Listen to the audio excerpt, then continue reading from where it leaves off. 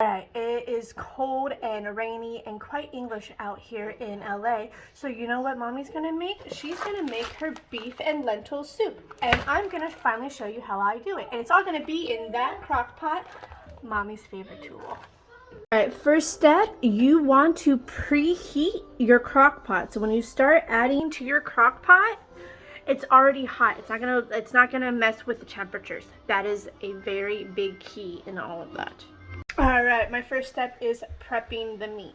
Obviously, you can make this purely vegetarian. You could add chicken, you could add pork, you could add whatever your heart's desire. I just like meat, okay? Ba-bum-bum. So I am going to place the beef cubes on a paper towel. I am going to pat them dry so that when I add them to my hot pan later, in like probably the next few minutes, it will get a really nice sear. You lock in that flavor, you lock in all the goodness, so when you add it to the crock pot, magic truly freaking happens. And when magic happens, you know you're gonna have some really good tasting food. So, alright, I'm gonna put this all along and I'll be back. Alright, there it is. It's all laid out. And for those who don't know what pat dry is, this is pat dry.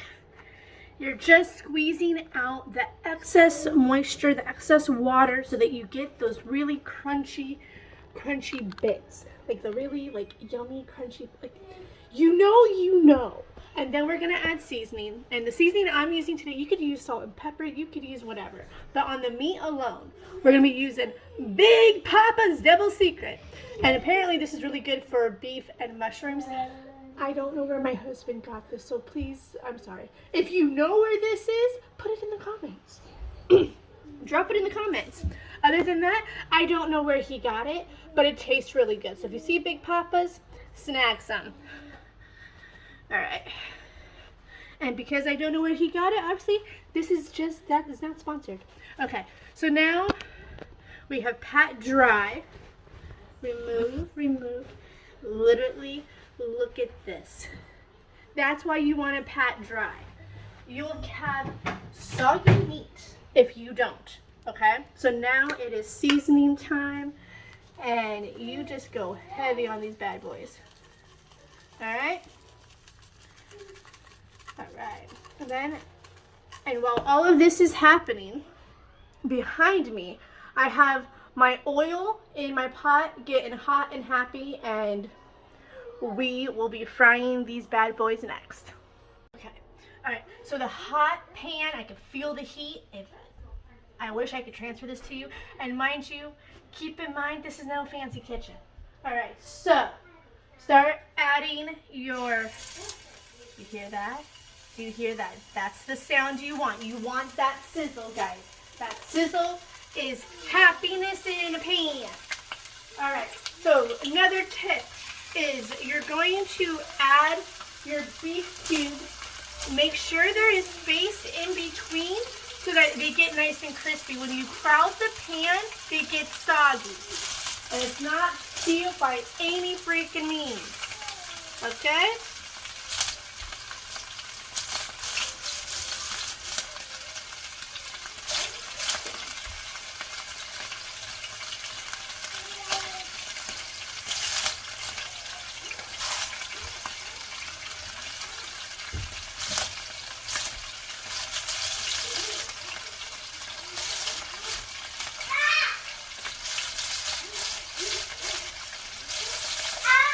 Alright, so I think that's good for right now.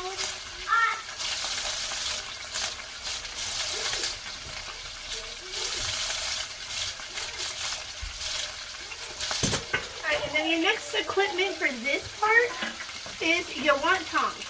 These are going to be your best friend in this process, and a few of these are kind of crowded. I suggest you don't move the meat like I am right now,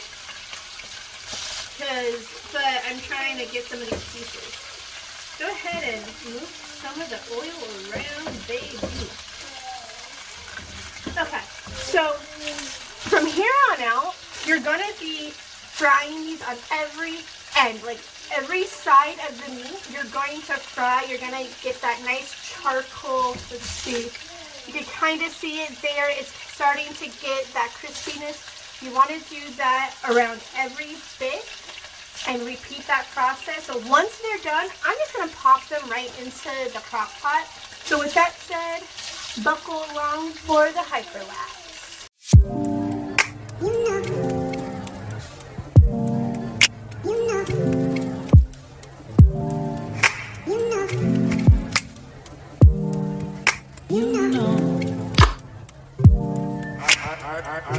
I begin to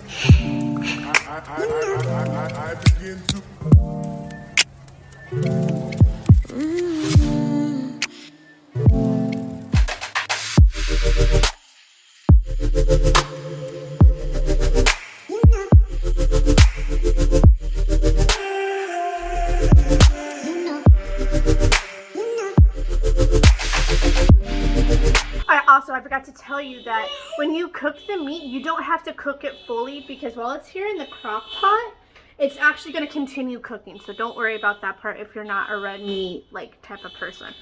Is what I meant. You see that sexiness right up in there, that brown, crispy, sexy. If you could have a smell-o-vision right now, just with the smell of this alone is phenomenal. And sorry about the car alarm outside. Right now, time to cut and peel the onions and carrots, so come on.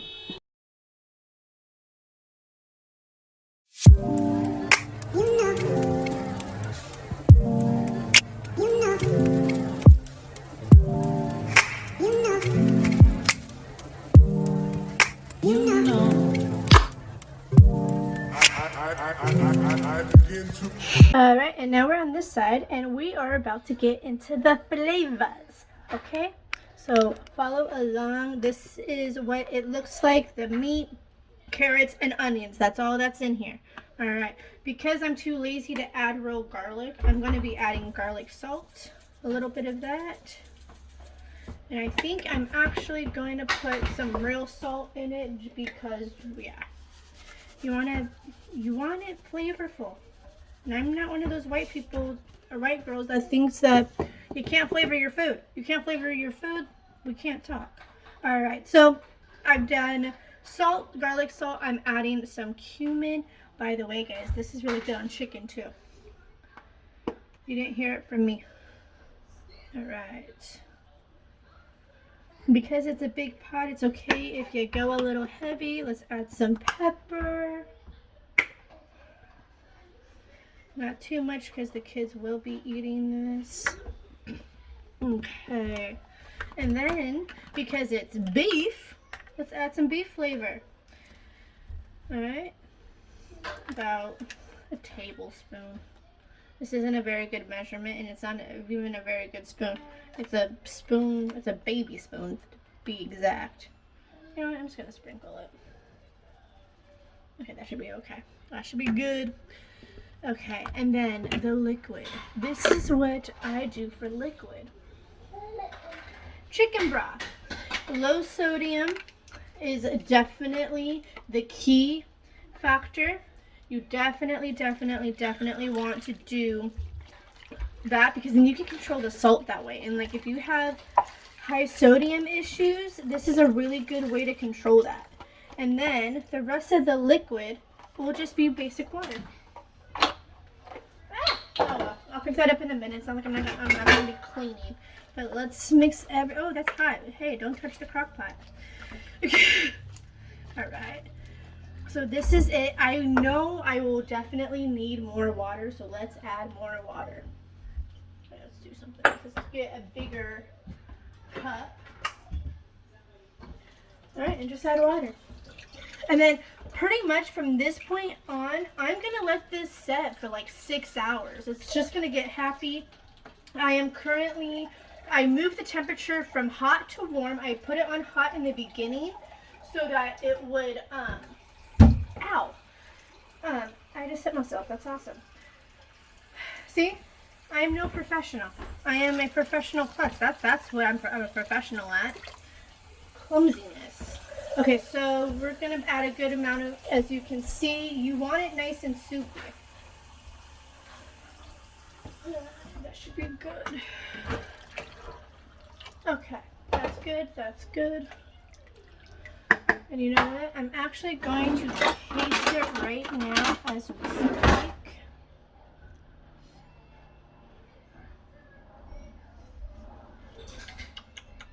Yeah, that should be good for right now. Alright, cover it. And like I said, I have some onions in my mouth, so forgive me. Let it set, let it get happy for about 6 hours. About an hour, maybe an hour and a half, depending on how big you're making, how many lentils you're adding. But I want to say a good hour. If it's a small pot, like 45 minutes, you will add your lentils at the very end. You don't want to add it now because it's going to get all mushy and gross. So stay tuned, and you'll see how it is when I add it. Just all the 6 hours later. That is a horrible English accent, so please don't judge me on my English accent. So this has been getting happy. Let's give it a good stir. This definitely looks good. Yeah. Smell-o-vision, if you could, you would. So since this is a pretty big pot, I'm just dumping the whole thing in. Leftovers are leftovers. If you live in the LA area, I'll have leftovers. I'll share, no big deal. Just comment. Alright, so that's in. That's going to be about an hour or so. And then I'll be able to feed these kids. I'll be able to feed myself and all the things. So we're almost done, guys. We are almost done. Alright, and she's finally done. The boys have eaten all the things. Now it's mommy's turn. And there she is. Look at that soup, guys. Look at the lentils. Holy moly. And there's the William. Alright. And then you could put Parmesan cheese on this, or you can just start eating like I am.